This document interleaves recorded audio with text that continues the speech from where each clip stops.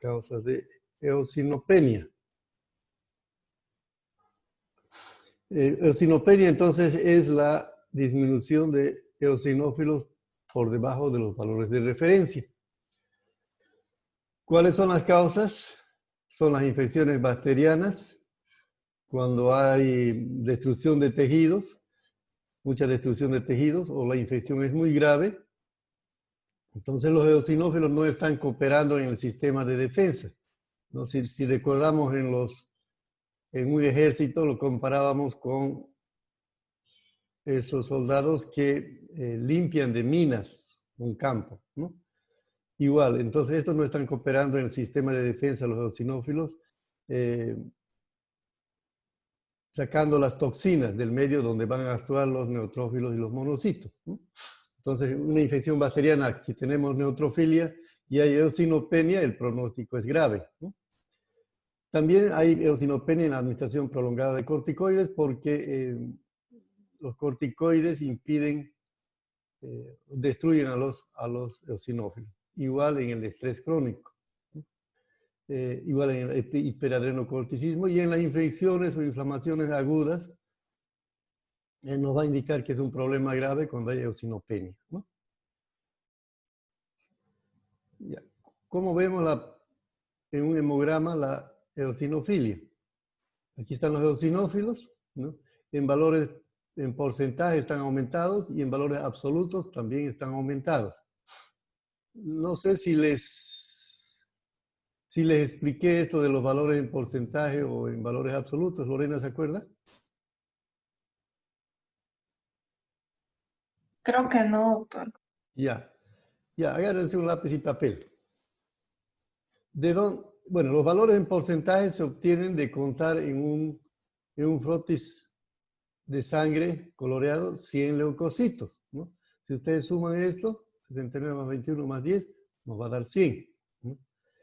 Entonces esto es en porcentaje, y en porcentaje muchas veces, al menos ustedes se pueden engañar en la apreciación. Pero los valores absolutos son los valores reales, ¿no? Entonces, el total de soldados del ejército son 30.000, ¿no? Entre esos 30.000 hay 26.700 que son linfocitos, 6.300 neutrófilos y 3.000 eosinófilos. ¿De dónde obtenemos esto? Agárrense el lápiz y papel. 30.000 leucocitos es el 100%, ¿no? Ahora, queremos sacar estos valores en valores absolutos. Por ejemplo, este valor de linfocitos. Entonces ponen, debajo del porcentaje de 100, ponen 69 linfocitos. 69% será X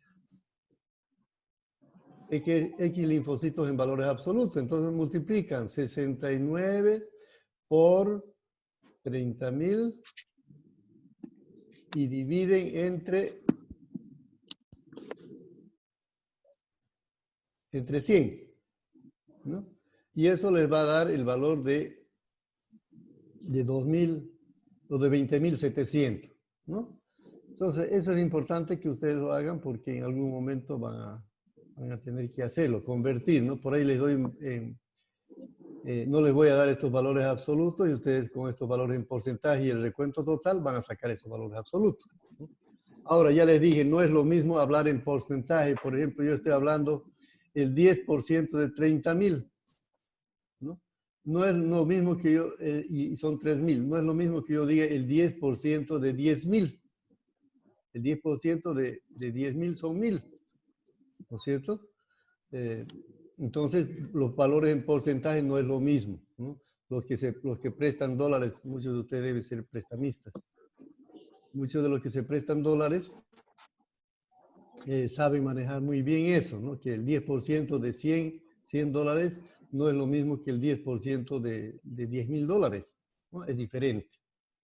Entonces ustedes van a interpretar tal vez mejor en estos valores absolutos, ¿no? Si uno tiene experiencia, es fácil interpretar en estos valores en porcentaje, ¿no? Comparar con el recuento total y uno se da cuenta, ¿no? Pero para ustedes, un comienzo van a interpretar estos valores.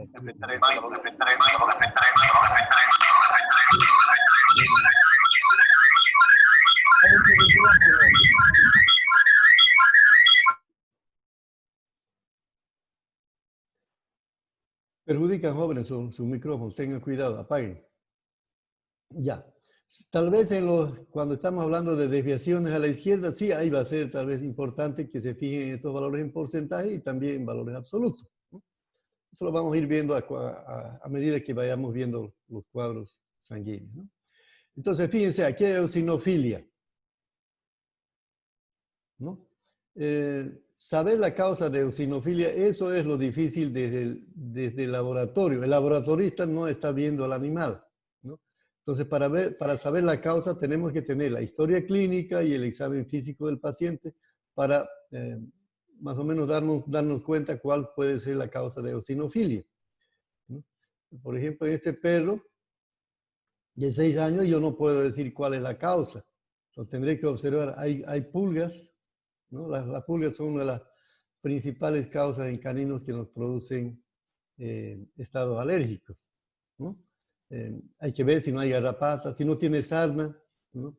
La edad de un animal ya es adulto, menos probable que sean parásitos, ¿no?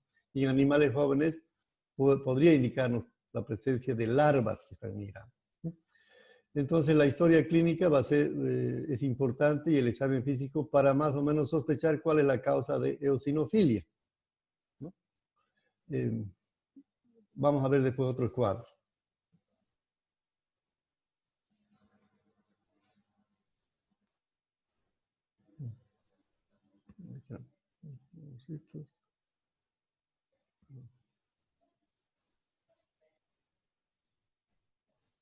Monocitos, ¿dónde estamos? Eosinopenia.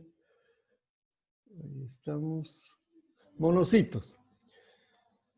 Ya, los monocitos tienen varias funciones y de acuerdo a esas funciones están las alteraciones que vamos a observar en las diferentes enfermedades, ¿no? Los monocitos, si ustedes recuerdan por inmunología, son los presentadores de antígenos, ¿no?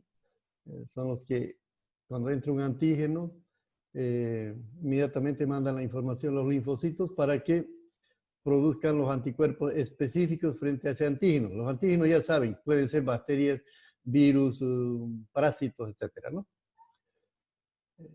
Esa es una de las funciones importantes. Pero otra función importante es la fagocitosis, por supuesto, ¿no? Cuando están fagocitando ya están mandando la información también a los linfocitos, ¿no? Para la formación de anticuerpos. Entonces, fagocitan. ¿Qué fagocitan? Partículas especialmente grandes que los neutrófilos no pueden fagocitar, ¿no? O microorganismos que tienen en su composición sustancias lípidas. Por ejemplo, el bacilo de la tuberculosis tiene en su composición sustancias lípidas y los monocitos tienen en su citoplasma enzimas digestivas, por ejemplo las lipasas, ¿no? Entonces pueden de alguna manera fagocitar mejor esas partículas o esos microorganismos que tienen en su composición sustancias lípidas, ¿no? Entonces, porque hay microorganismos que son intracelulares y que tienen en su composición sustancias lípidas. Tenemos al bacilo de la tuberculosis, a las brucelas, los hongos, ¿no? Entonces, frente a esos microorganismos, que son además partículas grandes, ¿no? Tienen capacidad de fagocitar. Aquí estamos viendo, por ejemplo, los amastigotes de Leishmania, que son también partículas grandes. Aunque estos microorganismos, por ejemplo, los amastigotes de Leishmania y el Lichia, parasitan muy bien a estas células y comienzan a destruirlos, ¿no? Entonces, de alguna manera, a veces pueden fagocitar los monocitos, pero en otras ocasiones no lo hacen en forma eficiente, ¿no? Entonces, esa es la función. Aquí hay partículas grandes, por ejemplo, este cristal de hematoidina, que es de un hematoma, ¿no? Esa función cumplen de limpieza del organismo, de sacar esas partículas grandes, ¿no? cuando hay destrucción de eritrocitos se libera hemoglobina, y esa hemoglobina, si está retenida en los tejidos, da lugar a la formación de estos cristales de hematoidina, ¿no? Y quienes eliminan eso son los macrófagos, ¿no? Que ya están en los tejidos, ¿no? Entonces los monocitos, cuando están en la sangre, se llaman monocitos. Pero cuando pasan los tejidos, como en este caso que es de un raspado de piel, en caso de leishmania, o en este caso cuando estamos sacando un citológico de un tumor que pensábamos que era un cáncer, pero no, era un hematoma, ¿no? Ahí se van a presentar ya, y son los macrófagos. En alguna oportunidad, a veces los monocitos fagocitan en la sangre, y en ese caso ya se llaman también macrófagos, ¿no? Y ya tienen la capacidad de fagocitar. Entonces, mayormente esa capacidad de fagocitosis la realizan a nivel de los tejidos, ¿no? Alguna vez en la sangre, ¿no? Además, ¿en qué casos participan estas células? Cuando hay un proceso inflamatorio y es crónico, ¿no? O una infección, primero van a actuar, en principio de esa infección van a actuar los neutrófilos, ¿no? que pueden actuar en un pH más o menos alcalino, ¿no? Pero a medida que el pH de ese medio, por ejemplo un absceso, se va haciendo crónico, el pH cambia de alcalino a ácido, y esa acidez no resiste muy bien los neutrófilos y van dejando esa función a los monocitos o a los macrófagos, ¿no?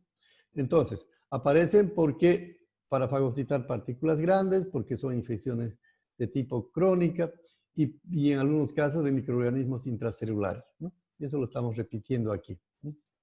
Entonces, una función importante es la fagocitosis. Fagocita microorganismos que son intracelulares, Bacillus tuberculosis, brucelosis, en cualquier respuesta granulomatosa, ¿no? Granulomatosa nos ocasiona el bacilo de la tuberculosis, los hongos, ¿no? Los protozoarios como Leishmania presentan pequeñas granulaciones, ¿no? Y restos celulares también, ¿no? Restos celulares son, por ejemplo, los leucocitos o los neutrófilos, que en un proceso infeccioso se van destruyendo, y quienes tienen que limpiar, fagocitar, son los macrófagos, ¿no? Muchas veces hemos visto a los macrófagos fagocitando neutrófilos, ¿no? Si son neutrófilos ya muertos, ¿no? Destruidos. Bueno, ya les dije que participan en el sistema de defensa, en las reacciones inmunes y en la síntesis de los factores de complemento, que ya lo han llevado ustedes en inmunología, ¿no? Ya. Entonces, de acuerdo a esas funciones, vamos a ver los casos de monocitosis. Entonces, recuerden bien la función de los monocitos, y que lo comparábamos en algún momento con la artillería, ¿no? Aquí vemos algunos microorganismos que son fagocitados por los monocitos o macrófagos. Aquí vemos una mórula de Ehrlichia, es una de las fotografías que un principio, cuando estaba entrando la enfermedad, pudimos sacar, y es una de las mejores fotos, ¿no? Muy nítida, ¿no? Mórula decimos como la forma el aspecto de mora o de frutilla, donde cada granito en realidad es un microorganismo, ¿no? Tenemos los amastigotes de Leishmania, que muchas veces los vemos en la sangre, pero con más frecuencia vamos a encontrar en los tejidos, ¿no? Como les había mostrado en la anterior fotografía. Los hongos, que son fagocitados por los macrófagos, y podemos encontrarlos en los raspados de piel de esas malformaciones. Eso vamos a ver más en citología, ¿no? Entonces, estas son partículas grandes que no pueden fagocitar los neutrófilos, entonces dejan ese trabajo a los monocitos, ¿no? El laboratorista tiene que tener la habilidad para reconocer estas formas de macrófagos, que son totalmente diferentes a las formas de monocitos que están en la sangre. Aquí son monocitos que estaban en la sangre, pero en los tejidos los macrófagos cambian mucho de forma, ¿no? Entonces, el laboratorista clínico tiene que estar capacitado para reconocer esas formas diferentes, ¿no? Y también saber reconocer, ¿no? Estos microorganismos, las esporas de hongos, que son histoplasma, microsporum, y otros hongos que son sistémicos, o sea que se difunden en la sangre y van a formar neoplasias o nodulaciones en alguna parte del organismo, ¿no? También vemos, por ejemplo, los corpúsculos de inclusión. Alguna vez vemos los corpúsculos de inclusión de moquillo canino en monocitos, ¿no? Que son de un color rojizo, rosado rojizo, ¿no? Son unas manchas, ¿no? Aunque también es más frecuente ver en linfocitos que les mostré anteriormente, ¿no? Ya les vuelvo a repetir, todas estas alteraciones que estamos viendo, microorganismos que estamos viendo en las células, no se observan en los laboratoristas humanos, no saben reconocer, ¿no? Entonces, esos son los problemas que podemos tener cuando mandamos a un laboratorio humano, que en humanos no hay estos problemas y por tanto no están familiarizados con estas alteraciones, los bioquímicos humanos, ¿no?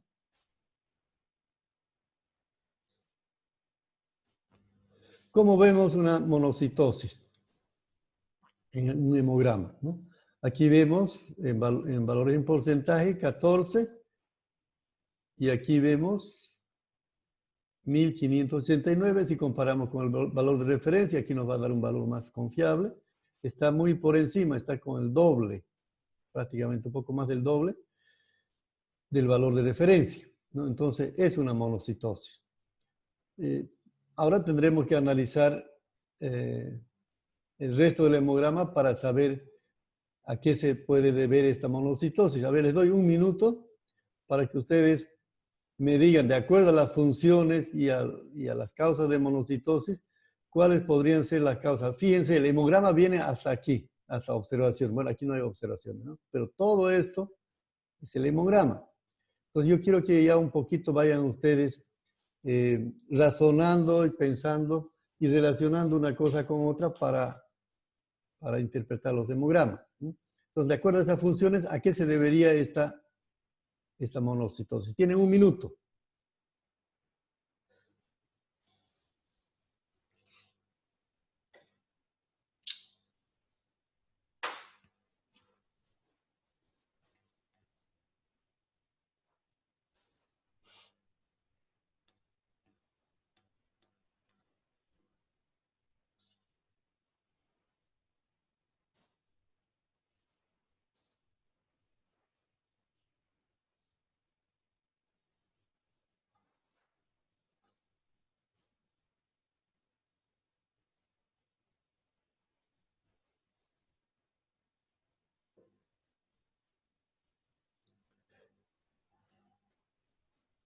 Y cuando están interpretando un hemograma, tienen que explicarse por qué, por qué. Siempre hay que cuestionarse, ¿no?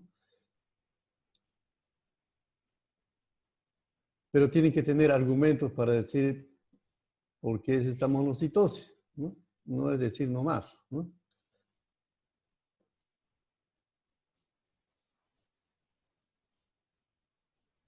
Ya, tiempo cumplido. A ver, dígame, ¿alguien puede decirme a qué se debe?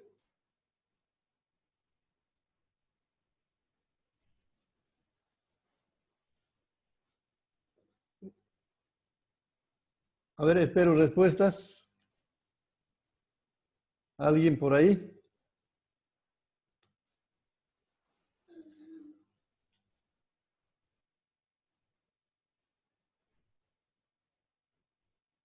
¿Quiénes están o se han dormido todos? ¿Tiene, doctor? A ver. No ¿Por la importa. parasitosis que tiene? ¿Cuál parasitosis? Ah, no, perdón, me equivoqué. ¿Mm? ¿Por la tripanosomiasis que tiene? Eso. ¿Qué es el tripanosoma? Parásito. Ya, pero ¿qué ¿Un tamaño? parásito sanguíneo? Es Ya, microscópico, ¿no? ya. Es una partícula grande, ¿no? Entonces, por ser una partícula grande, entonces tratan de fagocitar los monocitos, aunque no lo consiguen, pero De todas maneras se activan estas células y tratan de fagocitar. Una puede ser esta causa. Otra, porque es una partícula grande, podría aparecer monocitosis. Otra, fíjense en todo el hemograma.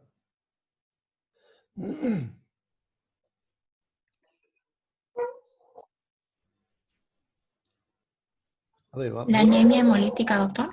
Eso, ¿qué está pasando en la anemia hemolítica? Eso habíamos explicado en algún momento. En primer lugar, entender qué es hemólisis. Si no entienden los términos, llegamos hasta ahí nomás, ¿no? No vamos a poder interpretar bien. ¿Qué es una anemia hemolítica? ¿Qué está ocurriendo ahí? La destrucción de los glóbulos rojos, doctor. Una destrucción de los eritrocitos. Entonces, ¿qué pasa? Ya se destruyen los eritrocitos y anemia. ya, por supuesto que hay anemia. Pero ¿por qué están apareciendo los monocitos en ese caso? Les había explicado en su momento, creo. ¿Qué es lo que se libera? ¿Qué es lo que queda después que ustedes a un globito le pinchan con una aguja? Está con agua. ¿Qué es lo que queda del globo? A ver. ¿Han jugado ustedes para carnaval? Cuando lo pinchan un globo que está con agua, sale el agua y ¿qué queda?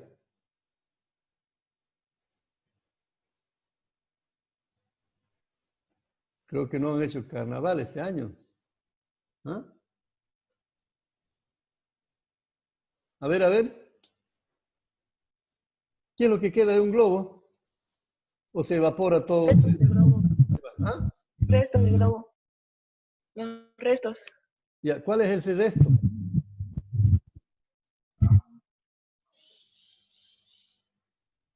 ¿Qué cosa es el resto?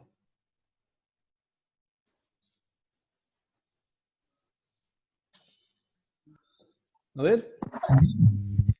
Queda la goma, lo que envolvía al globo, ¿no es cierto? Eso, queda la cápsula. Y en los eritrocitos igual lo que queda es la cápsula. Y la cápsula es una partícula grande. Y esas partículas no pueden estar circulando por la sangre. Quienes tienen que limpiar de esas partículas grandes son los monocitos o los macrófagos, ¿no? En este caso los monocitos. Entonces, por dos causas. Porque hay hemólisis, hay destrucción de eritrocitos, y porque está este parásito que es una partícula grande. Por los dos motivos está apareciendo monocitosis. Entonces, no siempre me va a indicar una infección de tipo crónica, ¿no? Aunque es crónica, pero no es una infección localizada aquí, ¿no? Entonces, por estos dos motivos principalmente debe estar apareciendo monocitosis. Entonces, en muchos casos yo tengo que analizar todo el hemograma para ver a qué se debe esa alteración. Ahora pasamos a los basófilos. Con esto vamos a terminar la parte de leucocitos. Entonces, los basófilos son otros leucocitos que se encuentran en poca proporción en la sangre. Sus valores de 0 a 100, a veces no encontramos. Participan en los procesos inflamatorios, en las reacciones antígeno-anticuerpo, ¿no? Aunque en el proceso de defensa no los percibimos en el hemograma, ¿no?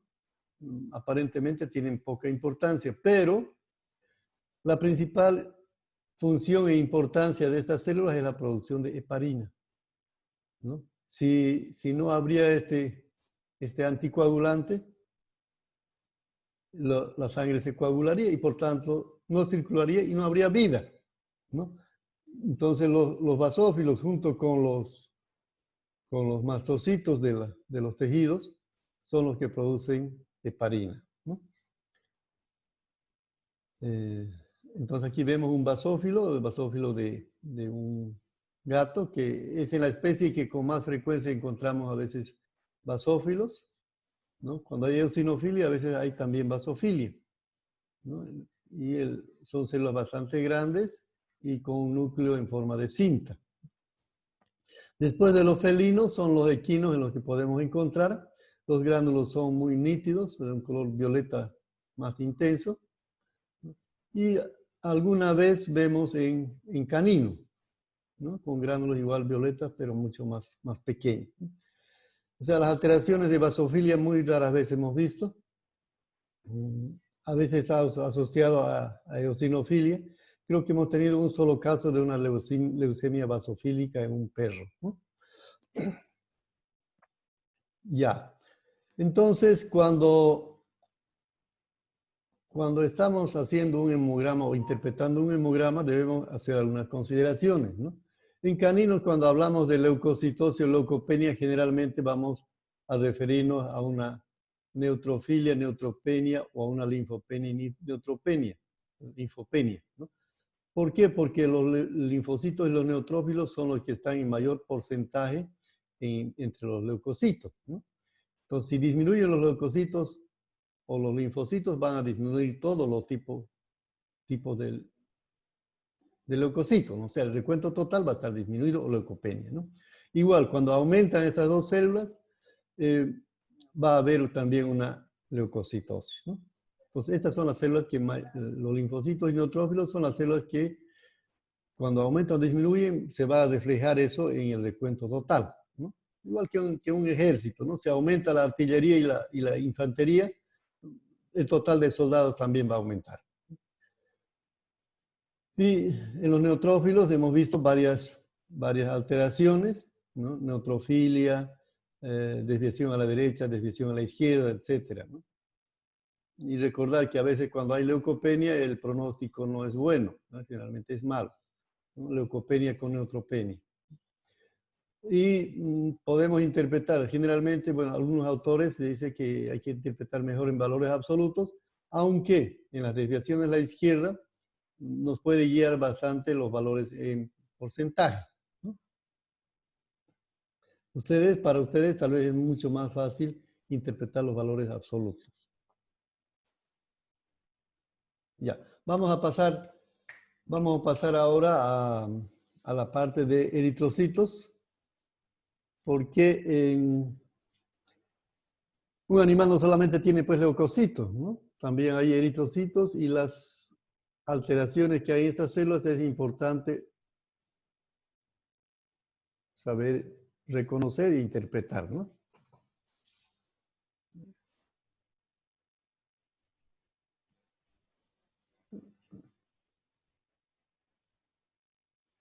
Ya, respiren hondo que vamos a continuar con esto.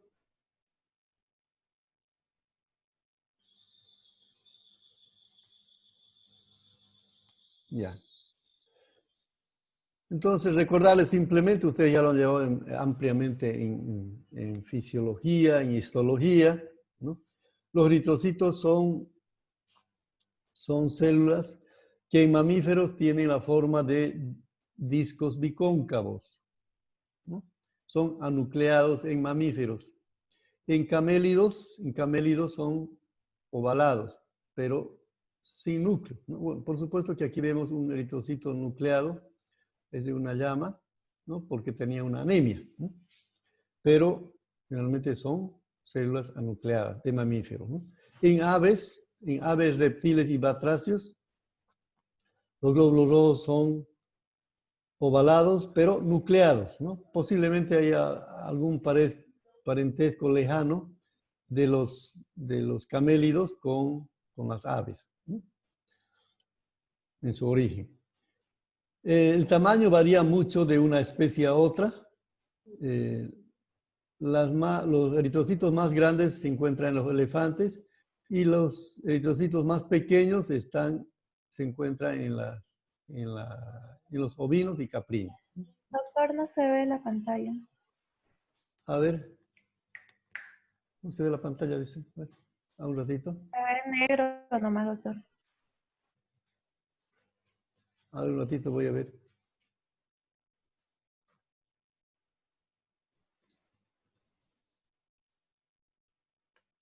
¿Ahora están viendo? ¿Ahora lo ven? Sí. Ahora sí, doctor. Ahora Ya. Bueno, ahí está la descripción de lo que yo les decía, ¿no? Aquí están los eritrocitos de un perro. Aquí están de la llama, que son ovalados, sin núcleo. Bueno, aquí había un eritrocito nucleado que es por una anemia. Y de las aves que son ovalados y nucleados, ¿no?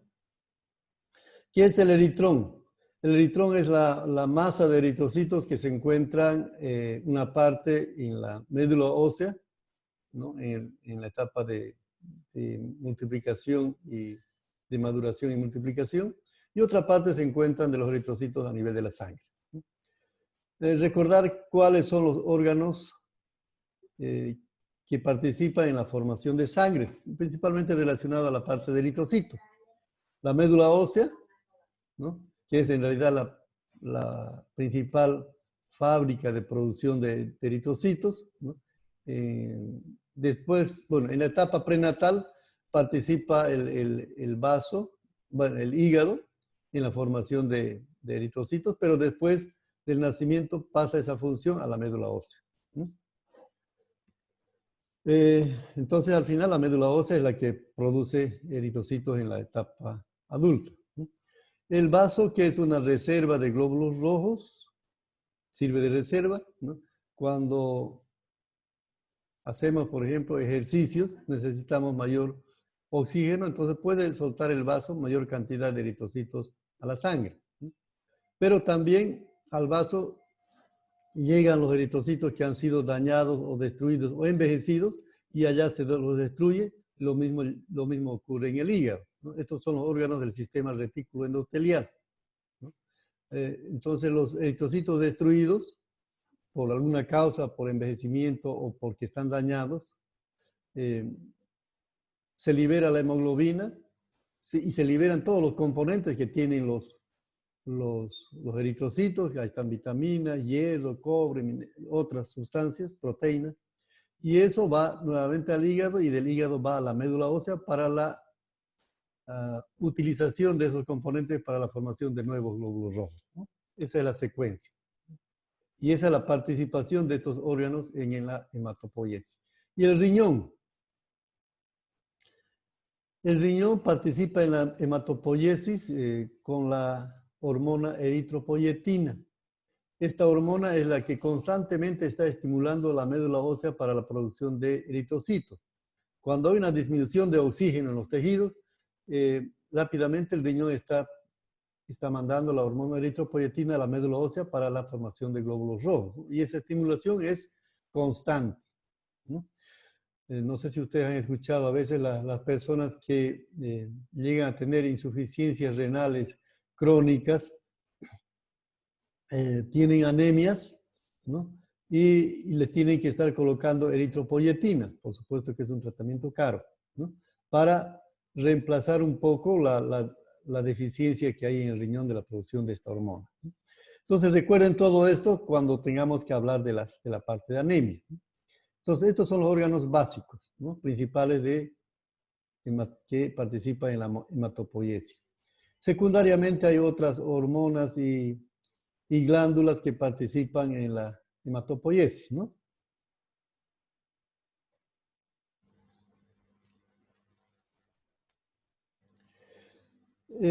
¿Cómo los evaluamos a los eritrocitos? Los evaluamos a través del hematocrito, el recuento de eritrocitos, el BCM, que es el tamaño o el volumen de los eritrocitos, volumen corpuscular medio, por los valores de hemoglobina y por la observación de los eritrocitos en el frotis sanguíneo. Al igual que en los leucocitos, nos interesa observar la forma, el tamaño de los eritrocitos, la presencia de parásitos, inclusiones y en algunos casos la presencia de reticulocitos que son eritrocitos jóvenes, ¿no? Entonces no es solamente contar los eritrocitos, sino también ver las diferentes alteraciones o morfologías o estructuras que pueden estar dentro de los eritrocitos, ¿no?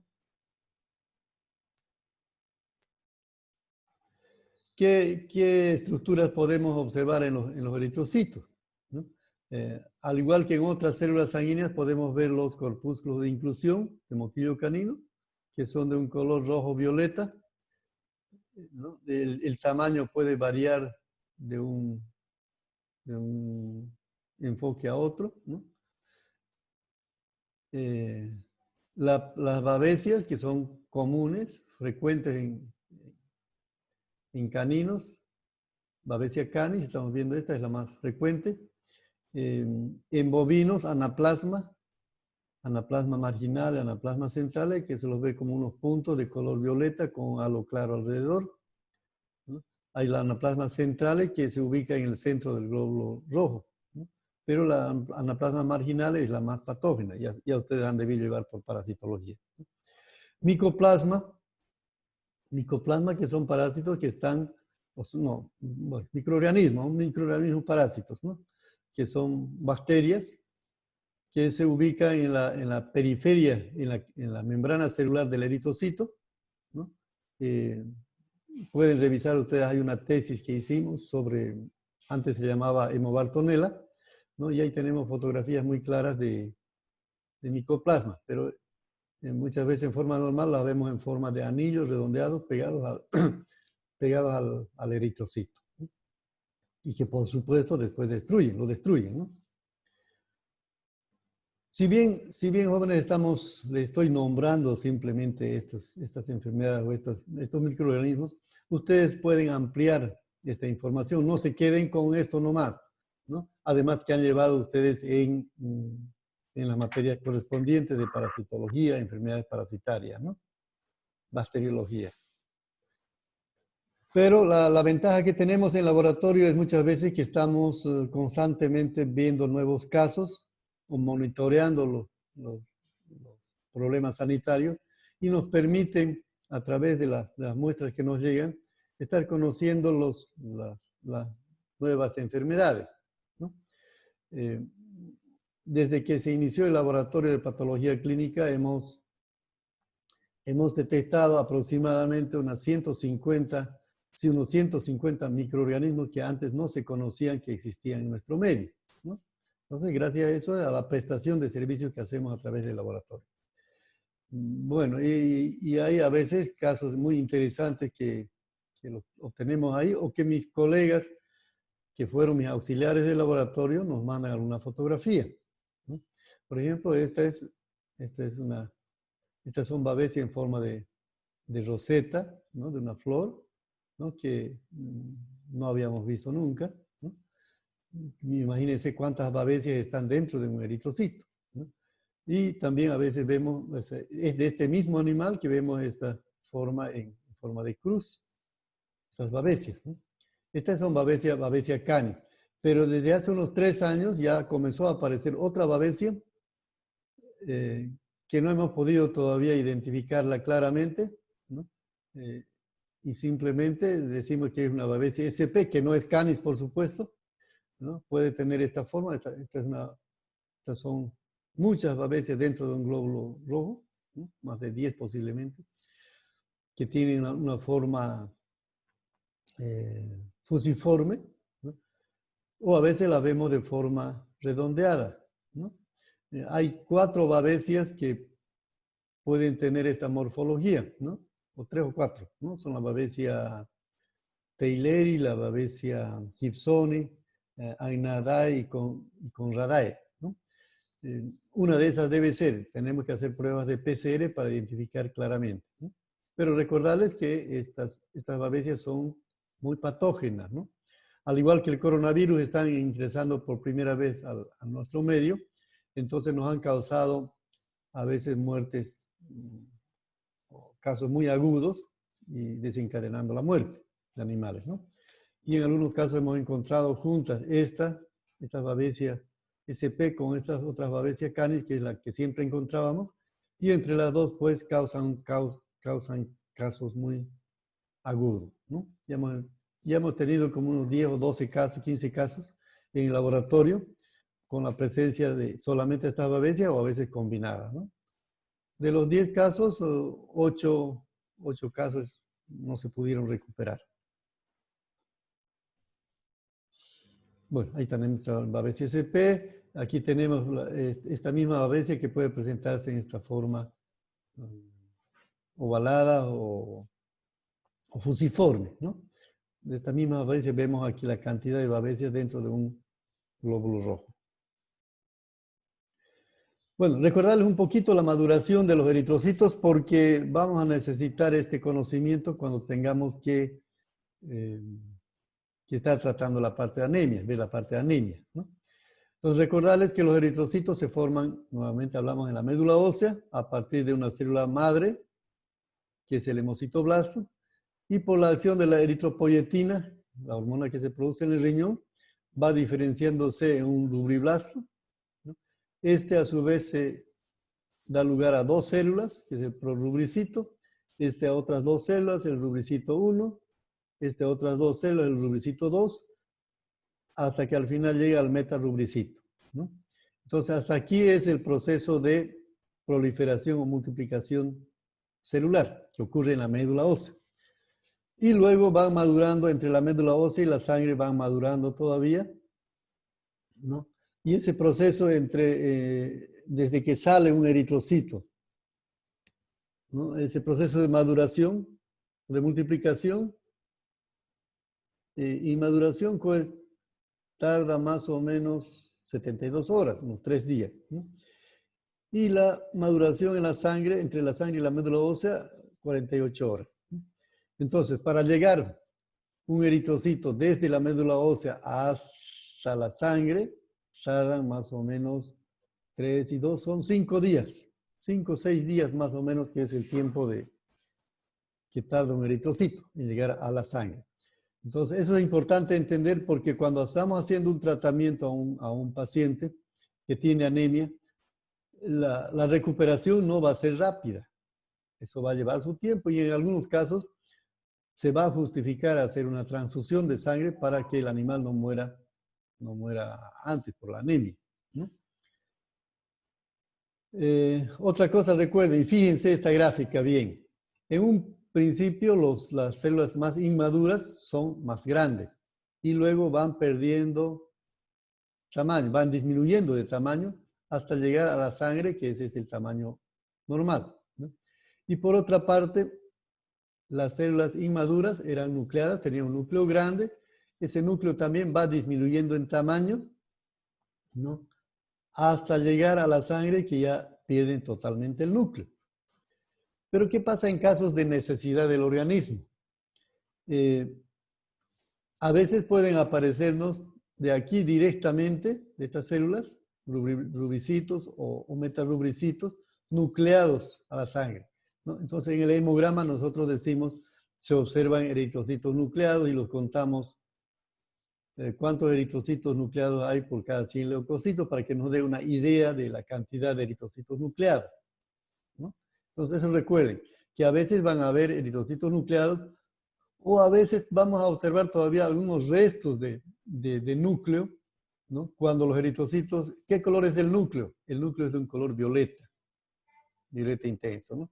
Pero cuando hay restos todavía de núcleo, por ejemplo aquí podríamos ver eritrocitos con un color violeta. Eso quiere decir que hay restos todavía esparcidos de núcleo dentro de los eritrocitos, ¿no? Y todavía son a veces un poco grandes, ¿no? Entonces vayan recordando este cuadrito para cuando veamos la parte de anemia, ¿no? Entonces a los eritrocitos los evaluamos a través del hematocrito. ¿Qué es el hematocrito? El hematocrito es la relación entre glóbulos rojos y plasma de una muestra con anticoagulante y que se ha sometido a centrifugación. Se expresa en porcentaje, ¿no? Aunque en el Sistema Internacional de Unidades, que es el que deberíamos aplicar todos los laboratorios del mundo, se debería expresar en litros por litro, pero no ha podido establecerse muy bien esta forma de expresión, ¿no? No es tan entendible y seguimos nomás expresándolos en porcentaje, ¿no? El hematocrito es una de las pruebas que tiene menor margen de error, ¿no? el error puede llegar hasta el 1%, dependiendo por supuesto que el laboratorista debe tener, bueno, eso en la parte práctica lo vemos, el laboratorista debe tener cuidado en el mezclado de la muestra, peor si los pacientes tienen anemia, ¿no? Los glóbulos rojos se sedimentan rápido. Si no mezclamos, podemos estar absorbiendo solamente plasma. Entonces nos va a dar resultados errados, ¿no? O a veces en la lectura también, que si no tiene mucha destreza el laboratorista, puede darnos algún error, ¿no? Entonces el hematocrito nos sirve para determinar en general, ¿no? Si un paciente tiene anemia o tiene policitemia o deshidratación, ¿no? O por último, si está dentro de los valores de referencia, ¿no? Pero hay que considerar algunos aspectos que nos pueden hacer variar los valores de hematocrito. Algunas situaciones fisiológicas, por ejemplo, el nerviosismo. Esto es importante para el clínico, ¿no? Escuchen bien esto, para los clínicos. La mayoría de ustedes van a ser, por supuesto, clínicos, muy pocos laboratoristas, ¿no? Cuando un perro está nervioso, también hemos citado en la parte de leucocitos, puede haber una leve leucocitosis, pero lo que más se altera son los glóbulos rojos. Entonces, cuando un perro está nervioso, por ejemplo, ustedes lo agarran para tratar de colocarle una inyección o sacarle sangre. El perro está muy nervioso, no se deja sacar la muestra, ¿no? Y al final le sacan, puede salir un hematocrito elevado, ¿no? ¿Por qué? Porque hay la liberación de epinefrina, ¿no? Y con esto el vaso hay una contracción del vaso, ¿no? Y el vaso manda las reservas de glóbulos rojos a la circulación. ¿Por qué? Por una reacción natural del organismo, ¿no? El perro quiere librarse de esa situación, ¿no? Entonces se salen las reservas de glóbulos rojos, ¿no? Bueno, si en las personas muchas veces se las ve de un color pálido. ¿Por qué? Porque la sangre que está cerca de la piel está yendo a los órganos vitales como el corazón y los músculos, ¿no? Y pasa, por supuesto, por la sangre. Entonces la sangre en ese momento se hace más densa, ¿no? Aumenta el hematocrito. Si ese estado de excitación, a veces, y eso hay que tener cuidado, si ese estado de excitación es demasiado largo, muchas veces dicen el perro se murió de malo, ¿no? No es eso, sino que al estar el hematocrito muy elevado, la sangre muy densa, no puede circular, no puede llegar oxígeno al cerebro y el paciente muere por un paro respiratorio, ¿no? Yo tuve la oportunidad de ver a un toro morir por esa situación, ¿no? Por un manejo por mucho tiempo excitado el animal, ¿no? Y cuando le teníamos que hacer algunos trabajos en el animal, murió, ¿no? Entonces hay que tener cuidado eso en animales mayores, también en animales menores, ¿no? Y el clínico es el que tiene que interpretar, a ver, ¿por qué me está saliendo el hematocrito alto? Ah, puede ser porque ese perro estaba nervioso, ¿no? En una ocasión un colega me manda una muestra de Montero, de un perro, y el hematocrito era 63%. Bueno, entonces me llama por teléfono para ver sus resultados y le digo, ¿no está muerto ese perro? No, me dice, está bien. Entonces, ¿cómo sacó la muestra de sangre? Es que, doctor, era un Rottweiler que tuve que atarlo a un árbol, ¿no? Casi lo ahorco. Entonces, pues estaba muy nervioso, le digo. Entonces, sáqueme una muestra tratando de que el perro esté tranquilo y me manda de nuevo porque yo pensé que ese perro ya había muerto. Le sacó de nuevo la muestra y el hematocrito era 38, ¿no? Estaba normal, ¿no? Entonces hay que tener mucho cuidado y el clínico es el que tendrá que interpretar en relación al manejo que le ha hecho la historia clínica, ¿no? En la gestación puede estar un poco disminuido el hematocrito, hay una ligera anemia. La altitud sobre el nivel del mar, sí, eso afecta. Tenemos los valores de referencia, por ejemplo,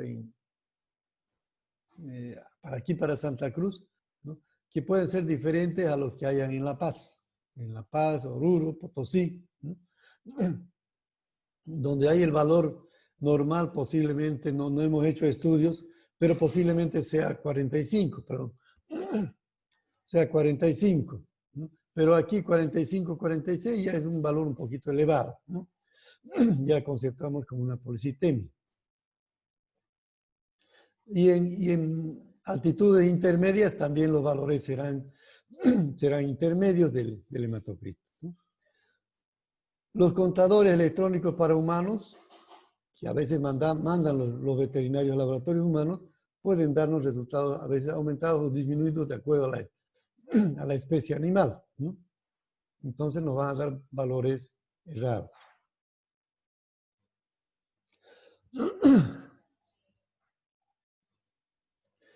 Entonces el hematocrito, aparte de darnos su valor, podemos hacer algunas apreciaciones, tomando en cuenta, por ejemplo, la costra flogística, ¿no? Bueno, los gringos lo llaman Buffy-Quad, ¿no? Y el color del plasma. La costra flogística, bueno, recordarles que el hematocrito está formado por tres partes: una parte superior, que es el plasma; una parte intermedia, que es la costra flogística, que es una capa formada por glóbulos rojos, perdón, glóbulos blancos, a veces glóbulos rojos nucleados y plaqueta. Y la parte inferior, que está formada por glóbulos rojos. Entonces son esas partes: el plasma, la costra flogística y los glóbulos rojos. Entonces a veces la costra flogística puede estar muy aumentada, generalmente 1% es la costra flogística. Si vemos, hemos tenido casos que hemos visto hasta un 4 o 5% en casos de leucemias o de infecciones bacterianas graves donde hay leucocitosis. Entonces podemos decir, yo veo este hematocrito con la costra flogística aumentada, puede ser que haya leucocitosis, pero de todas maneras yo tengo que confirmar esa apreciación con el recuento total de leucocitos y el recuento diferencial, ¿no? Aproximadamente el 1% de la costra flogística me significa 10.000 leucocitos. Es para darnos una idea, no es para decir que tiene 10.000 leucocitos, ¿no? Entonces, en el color del plasma. El color del plasma nos puede guiar bastante en tener ya sospechas de alguna enfermedad o algún problema en el animal. ¿No? Cuando el color es amarillo pálido, significa que tiene poca bilirrubina, ¿no? Y en algunos casos es normal, ¿no? Especialmente en los animales herbívoros, ¿no? En caninos es un poquito variable, dependiendo de la alimentación, igual en felinos. A veces el hematocrito el plasma está incoloro y hay anemia, puede ser una anemia no regenerativa, ¿no? Que no son debidas a hemólisis ni hemorragias, ¿no? El color amarillo intenso puede deberse a varias causas, ¿no? Puede ser hemólisis, por ejemplo, en este caso tenemos hemólisis, pero ya vamos a ver si es in vitro o in vivo. A ver, apagamos los micrófonos. También a trastornos hepáticos, a una hepatitis o a obstrucción de conductos biliares, que por ejemplo este sería el caso, ¿no? Donde no hay hemólisis, porque si hay hemólisis el hematocrito debería estar disminuido. Aquí no está disminuido, está más bien casi aumentado, tal vez en un 50%, ¿no?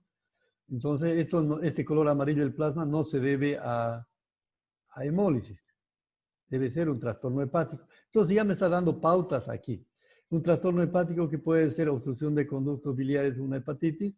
Entonces ya se sugiere o el clínico tendrá que hacer ya pruebas o solicitar pruebas para determinar la función hepática, ¿no? Qué sé yo, ALT, AST, fosfatasa alcalina, ¿no?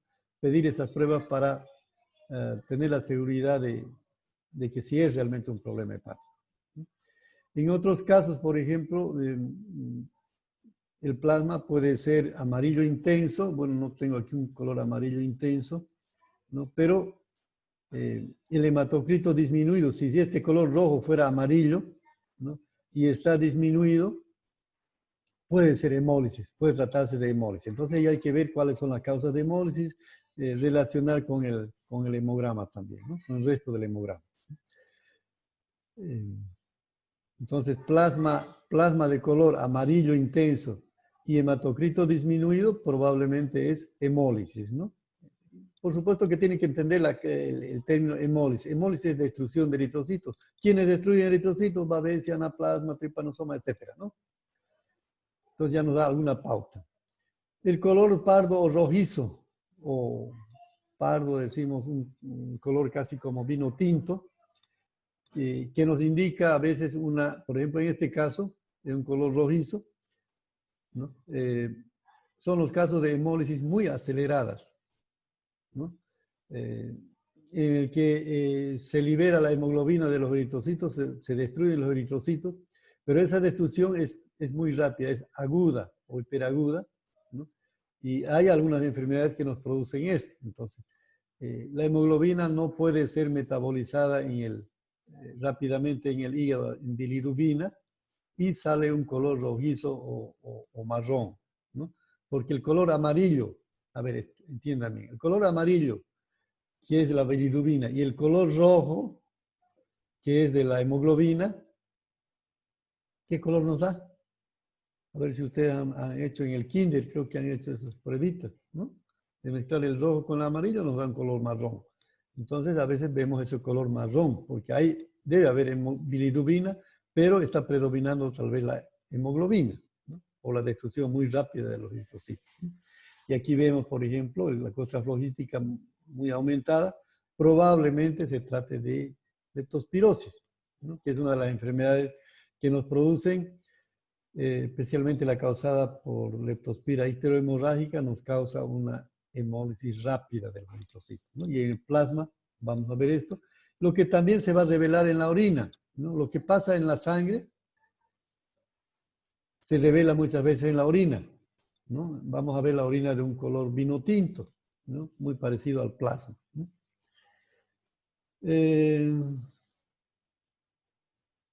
Después un color lechoso o turbio, como vemos en este primer hematocrito, puede verse a la presencia de lípidos, ya sea colesterol o triglicéridos, ¿no? Y en ese caso hay que hacer investigación de estas causas, ¿no? Hay que medir, hay que determinar colesterol, triglicéridos en la sangre, ¿no? Pero cuando está en estas condiciones el suero no sirve para hacer estas pruebas y hay que tener al perro en ayuna, ¿no? Y a veces esto repercute en trastornos cardíacos, ¿no? Eso hay que relacionar también con la edad del animal. La alimentación, si yo he alimentado recientemente, antes de sacar la sangre con mucha grasa a un perro, pueden salir también esos lípidos a la sangre, pero es momentáneo, ¿no? En otros casos, este color del plasma no es tan amarillo intenso, no es un amarillo tenue, ¿no? Vemos aquí, por ejemplo, un amarillo leve, ¿no? No siempre la destrucción es rápida de los eritrocitos, ¿no? Depende mucho de la causa de la enfermedad o del mismo paciente que puede responder de alguna manera a la anemia, ¿no? Y si bien hay anemia, pero el plasma no está tan amarillo intenso, ¿no? Entonces puede ser también hemólisis en este caso. Este caso, muy parecido a el plasma de un color medio rojizo, ¿no? ¿Qué me indica aquí? Que debe haber hemoglobina en el plasma, pero si ustedes ven el hematocrito está muy aumentado, está más de 50, posiblemente 55, 60. Esta hemólisis de los eritrocitos es in vitro, o sea que ustedes al sacar la muestra de sangre les ha costado están estirando varias veces el émbolo de la jeringa y en ese afán se destruyen los eritrocitos, o cuando ustedes están pasando esa muestra de sangre que está muy densa a través de la aguja, también se destruyen los glóbulos rojos, ¿no? Entonces, esto no es una hemólisis que ha ocurrido dentro del organismo, es hemólisis ocasionada por la manipulación en la obtención de la muestra, ¿no? Entonces, al contrario, debe haber tal vez una deshidratación en el animal. Ya. Entonces, el hematocrito nos da algunas pautas, pero hay que confirmar siempre con el recuento diferencial de leucocitos y el resto del hemograma. Entonces, ¿qué otra información adicional me da el hematocrito? En los laboratorios humanos no hacen la determinación de proteínas totales, pero nosotros hemos visto que, perdón, que la determinación de proteínas totales es de cierta ayuda para interpretar en primer lugar el hematocrito y para sospechar de algunas anormalidades o insuficiencias que puedan haber principalmente a nivel de hígado y riñones, ¿no? O de alimentación, ¿no? Entonces medimos las proteínas totales simplemente, no estamos haciendo la diferenciación entre albúminas y globulinas, ¿no? En el hemograma. Entonces cuando hay una hipoproteinemia, tenemos los valores de entre 60 y 80, que es el valor de referencia. Si está menos de 60, se dice que hay una hipoproteinemia. ¿Cuáles son las causas de hipoproteinemia? La deficiente alimentación, ¿no? En cachorros, por ejemplo, un cachorro que no haya consumido alimentos durante 6 a 7 horas, las proteínas del plasma van a bajar rápidamente, ¿no? Otra causa de hipoproteinemia, si estamos hablando de cachorros, de animales jóvenes, es la mala absorción. Y esto es muy frecuente y vayan tomando en cuenta después cuando vayan a interpretar los hemogramas. Entonces la edad es importante para determinar cuál es la probable causa de la hipoproteinemia. Son deficiente alimentación, mala absorción. ¿Por qué? Porque los parásitos, al estar en gran cantidad, principalmente Ascaris, al estar en infestaciones masivas, el parásito compite con el huésped por el alimento. Entonces no se van a absorber los nutrientes, va a haber una hipoproteinemia y otras deficiencias más, ¿no? Los estados de inanición. Bueno, si ustedes ven en los perros callejeros, tal vez eso, ¿no? Que no consumen alimentos, tal vez durante un día, 2 días, 3 días o más días, llega a un estado de desnutrición avanzado y es una inanición. Entonces también hay una hipoproteinemia. Pero en animales adultos, otra de las causas frecuentes son los trastornos renales y hepáticos, ¿no? Entonces, importante tomar en cuenta la edad. Menos probable, no digo que no pueda haber trastornos renales o hepáticos en animales jóvenes, pero es menos probable. Pero en animales ya adultos, pueden aparecer los trastornos renales o hepáticos, que son las causas más comunes, ¿no? Entonces, el determinar proteínas me puede dar algunas pautas ya de qué problemas son. Yo tengo que complementar, no me voy a quedar con que simplemente hace una hipoproteinemia. Tengo que llegar a determinar la causa. Si es una deficiente alimentación, preguntar al dueño qué alimentos consume, cuándo lo han alimentado, si lo desparasitaron o no, ¿no? O solicitar un examen coprológico, ¿no? Si sospecho de trastornos renales o hepáticos, hacer pruebas de funcionalidad hepática o renal, pruebas bioquímicas, ¿no? ¿Y cuándo hay hiperproteinemia? Vamos a recordar que las proteínas totales están formadas por albúminas y globulinas, ¿no? Entonces, cuando hay deshidratación, lo que se pierde en el hematocrito es agua, ¿no? Pero todos los otros componentes de la sangre no se evaporan, las proteínas no se evaporan, la urea, creatinina no se evapora, ¿no? Se concentran más esos componentes. Y es por eso que el hematocrito no sale aumentado, ¿no? Y la sangre es más densa, ¿ya? Entonces, en casos de deshidratación, por ejemplo, las proteínas pueden estar aumentadas, ¿no?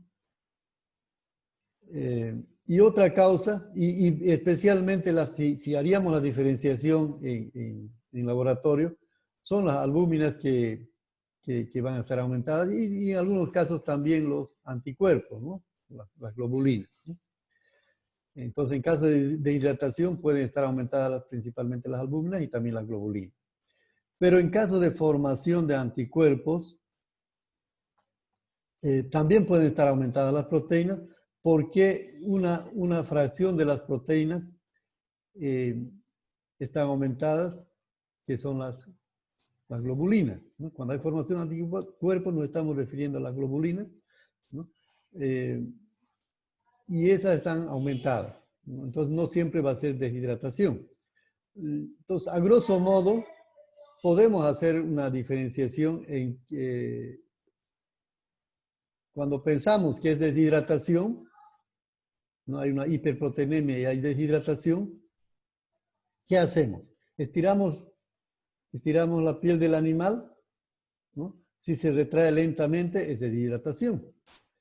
Pero si al estirar la piel, esa piel se retrae en forma normal, ese aumento de proteínas no es por deshidratación, es por formación de anticuerpos, ¿no? Que hay que investigar después con otras pruebas o con el mismo hemograma qué otras enfermedades pueda tener, y puede ser por eso la formación de anticuerpos y la hiperproteinemia. El caso a veces se complica cuando hay anemia y hay policitemia, ya vamos a ver eso después. Entre la costra flogística, vamos a volver vuelta atrás, entre la costra flogística y el plasma, aquí en esta partecita, por encima de la costra flogística, para nosotros es importante observar ahora, por ejemplo, en bovinos, la presencia de tripanosomas, ¿no? Y esa es la ventaja que tenemos en laboratorios de estar, ya les dije, monitoreando muchas veces los problemas que hay en el medio, ¿no? Hemos visto que los problemas de tripanosoma en bovinos, antes pensábamos que estaban solamente en la zona de la Chiquitanía o pasando el Río Grande, ¿no? Pero ahora ya hemos visto casos en la lechería del Prado, ¿no? Y luego en Todos Santos, lo que quiere decir que los problemas de tripanosomas se están extendiendo más allá, ¿no? Y si hemos encontrado en bovinos, seguramente vamos a encontrar en las otras especies, ¿no? Entonces, como clínicos, tal vez los clínicos no saben esto, pero los laboratoristas deben conocer este aspecto, ¿no? Entonces, cuando nos mandan un hemograma, deben pedir de estas especies también la investigación de tripanosomas. Entonces, eso hacemos observando los tripanosomas por supuesto, este hematocrito al microscopio, observando el movimiento de los tripanosomas entre la costra flogística y el plasma, ¿no? Como es un método de concentración, porque estamos concentrando aquí se están concentrando los parásitos, hay más probabilidades de encontrar en esta cantidad de muestras de un hematocrito que en un frotis sanguíneo, cuando la parasitemia es muy baja o hay pocos tripanosomas, ¿no? En el frotis a veces no lo vamos a encontrar, pero sí en la costra flogística podríamos encontrar estos parásitos, ¿no? Ahora, también bueno, microfilarias pensábamos que había desaparecido del medio, pero ya hemos tenido unos 2 casos de microfilarias en perros. Entonces, también va a ser importante de aquí en adelante, tal vez, aparte de hacer el hemograma, solicitar que nos hagan la prueba para microfilarias en el laboratorio, ¿no? Y uno de los métodos es de concentración en el microhematocrito. Es mucho más fácil, ¿no? Porque son parásitos muy grandes que les voy a mostrar más adelante, ¿no? Son parásitos muy grandes que se los observa por el movimiento. Ya, entonces para eso también nos sirve el hematocrito, ¿no? Lo que yo les estoy contando de estas situaciones de microorganismos, ¿no?, que aparecen en el medio, tómenlo en cuenta. Tómenlo en cuenta porque ustedes cuando sean clínicos van a tener que enfrentarse a estos problemas, ¿no? Entonces tienen que saber qué problemas hay en el medio, ¿no? Bueno, aquí medimos, ya les dije las proteínas, bueno, esto lo hacíamos en la parte práctica, ¿no? Pero aquí vemos, por ejemplo, aquí dice SP, serum proteína, se refiere a las proteínas del plasma, ¿no? o proteínas del suero. Es lo mismo, ¿no? Casi no hay mucha diferencia. Entonces, miramos en esta escala, en el refractómetro, y esta escala está entre 0 y 12, ¿no? Ahora se ha cambiado un poquito, ya no, el nuevo sistema ya no se expresa en gramos por decilitro. Cuando expresamos en gramos por decilitro, decíamos 12, 11, 6, 7 gramos, ¿no? Pero ahora como se expresa en gramos por litro las proteínas totales, decimos, le aumentamos un 0 más, ya no es 1, es 10, ya no es 7, es 70, ¿no? Ya no es 120, no es 12, es 120, ¿no? Y por ejemplo, aquí ya se ha salido de la escala. Estamos alrededor de 130, 135 tal vez, de proteína, ¿no?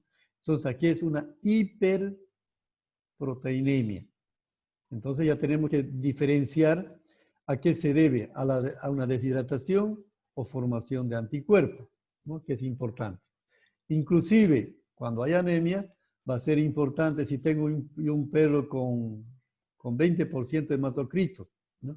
Y está deshidratado el perro, ¿no? Hay una hiperproteinemia, entonces el valor de ese hematocrito no es tan real, ¿no? Debe estar mucho más bajo, pero la deshidratación me está aparentando estar en ese valor, ¿no? Eso vamos a ver más adelante de todas maneras, ¿no? Bueno, aquí vemos, por ejemplo, un hematocrito disminuido en 7%, ¿no? Y cuando disminuyen los valores de hematocrito, también lo hacen generalmente los valores de eritrocitos y de hemoglobina, ¿no? Y fíjense otra cosa aquí, las proteínas, ¿no? Esto ya es una hipoproteinemia acentuada, ¿no? Y yo ya tengo que también pensar cuáles pueden ser las causas de hipoproteinemia acentuada, ¿no? Y viendo las otras partes del hemograma, veo aquí ¿qué será esto? Una panleucopenia acentuada o marcada y una trombocitopenia marcada o acentuada, ¿no? ¿Qué alteración, qué enfermedad me da esta alteración?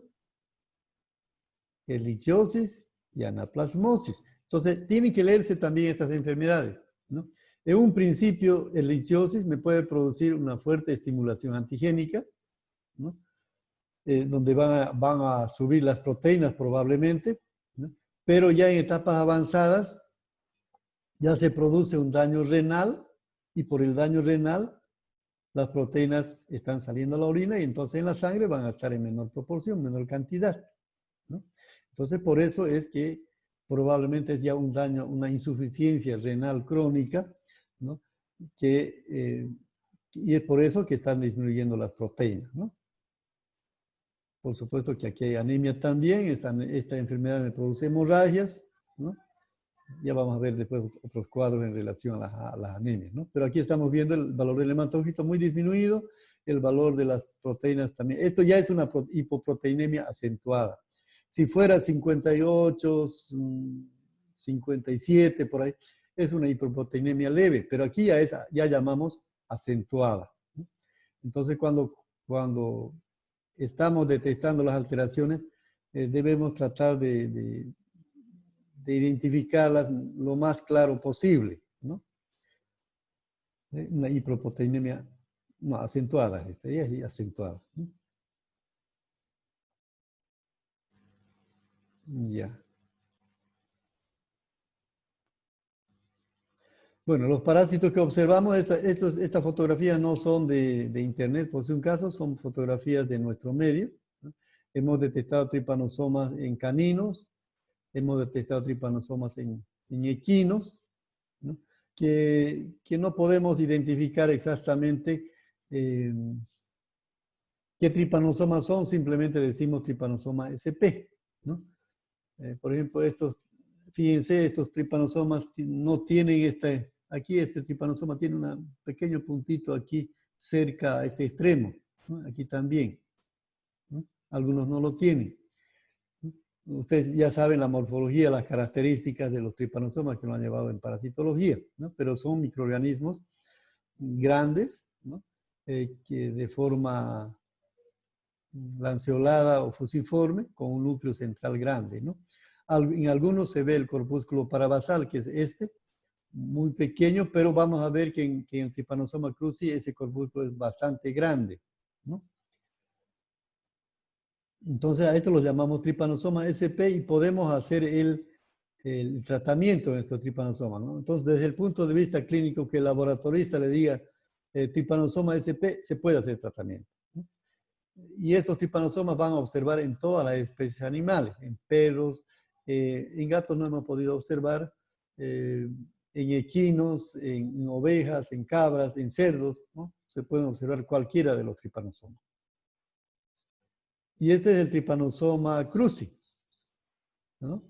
Un poquito más pequeño, pero lo que destaca aquí es este corpúsculo parabasal, ¿no? Este puntito en el extremo, que es en realidad el único Trypanosoma que se lo puede identificar y que podemos decir es Trypanosoma cruzi. ¿Por qué es importante esto?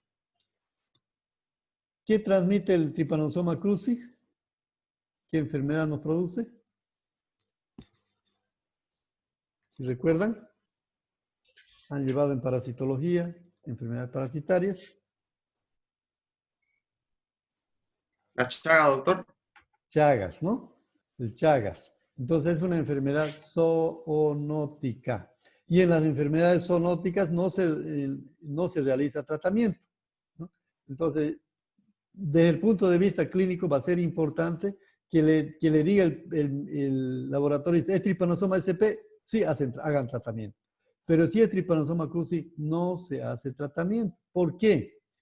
Por el peligro de crear gérmenes o microorganismos resistentes a esos productos y que después esos productos no se puedan utilizar en el humano. Eso ocurre con cualquier enfermedad zoonótica, ¿no?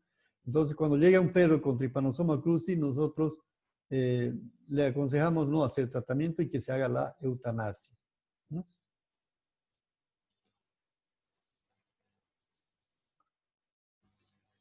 Entonces, eso es importante diferenciar. Y esta es, fíjense aquí, este gusano que vemos, alargado. Este es microfilaria, ¿no? Por supuesto que hay dos microfilarias, el laboratorista también tiene que estar familiarizado. Hay la microfilaria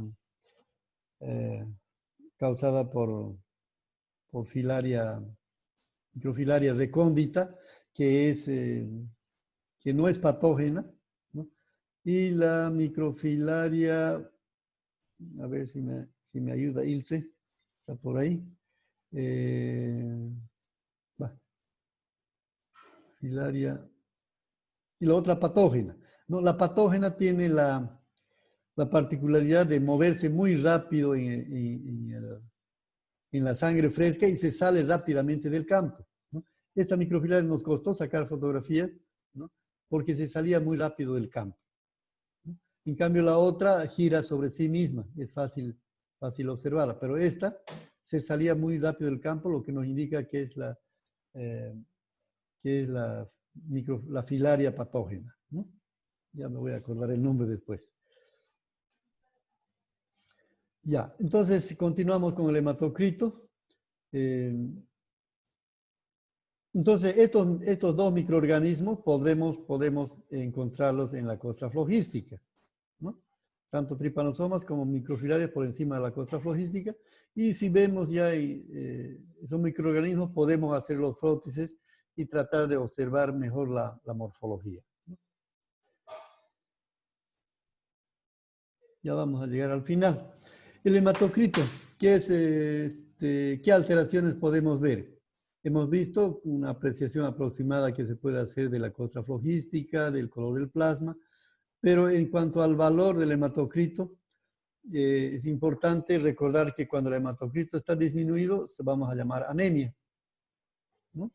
Que puede ser por hemorragias o por hemólisis, o pueden ser otro tipo de anemias que son no regenerativas, ¿no? Entonces vamos a dejar un poquito esto de las anemias y vamos a ver la parte de policitemia. Poli es muchos, ¿no? Entonces vamos a encontrar en las policitemias, por supuesto, un hematocrito aumentado, ¿no? hay las policitemias verdaderas patológicas y la policitemia relativa, que son las más frecuentes. Esta relativa se debe a deshidratación, ¿no? Estas verdaderas patológicas generalmente a trastornos renales o hepáticos, ¿no? Son las dos causas principales. En algunos casos hemos visto leucemias eritrocíticas, ¿no? Encontramos muchos glóbulos rojos nucleados e inmaduros, ¿no? Pero el valor del hematocrito en algunos casos estaba aumentado, ¿no?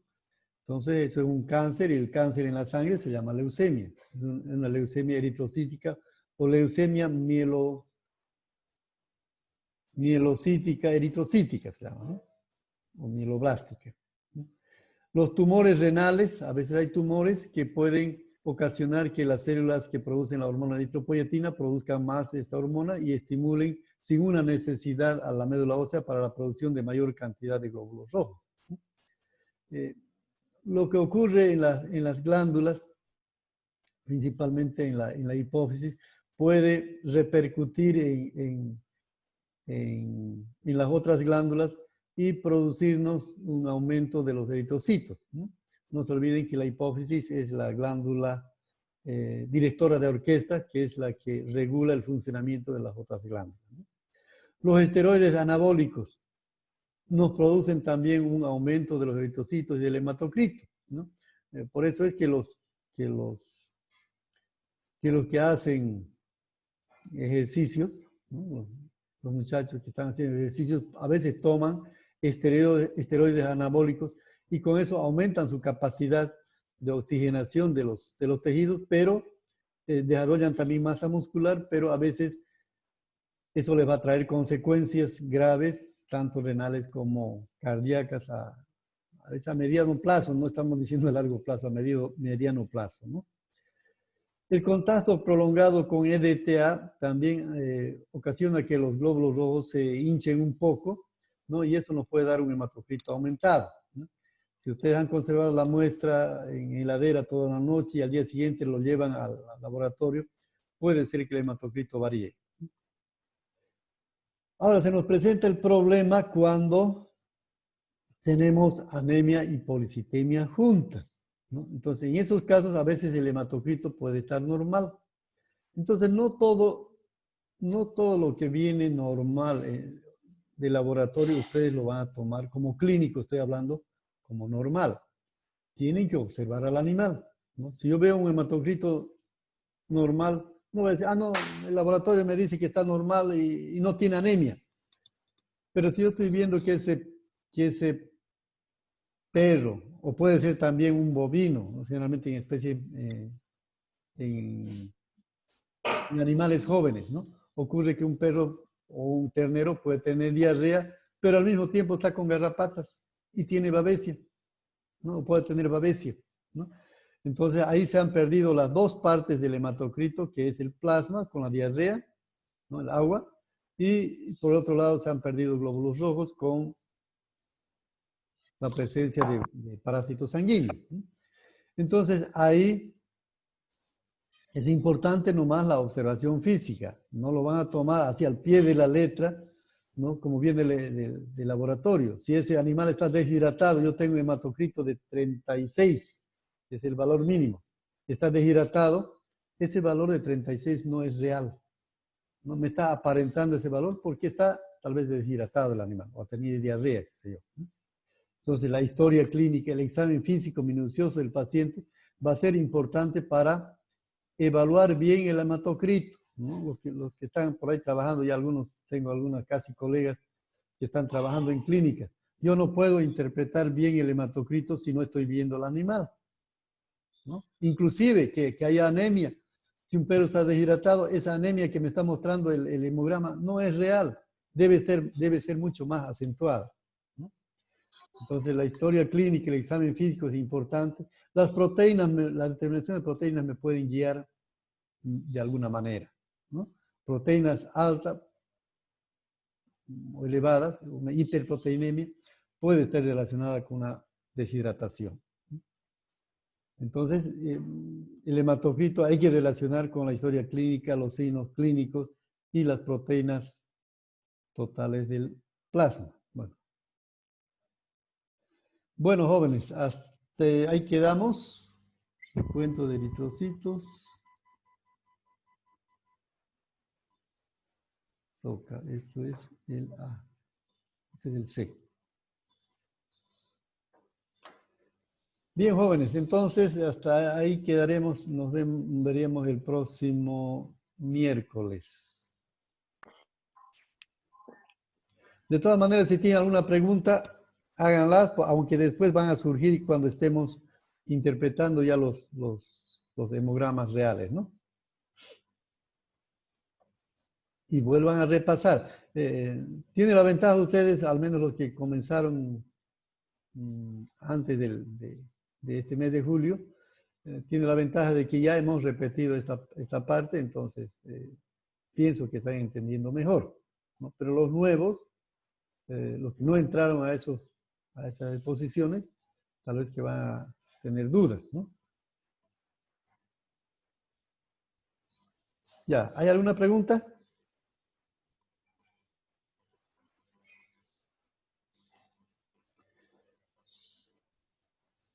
Bien, entonces quedamos ahí y nos veríamos el próximo miércoles. ¿Está bien? ¿Está bien, doctor? Muy bien, jóvenes. Hasta luego, doctor. Está bien, doctor. Hasta luego. Hasta luego, doctor. Hasta luego, doctor. Gracias. Hasta luego.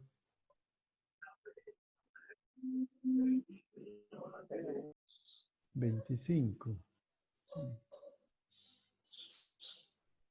Ya, nos vemos la próxima clase. Cuídense. Ven, grabando. Deja de grabar.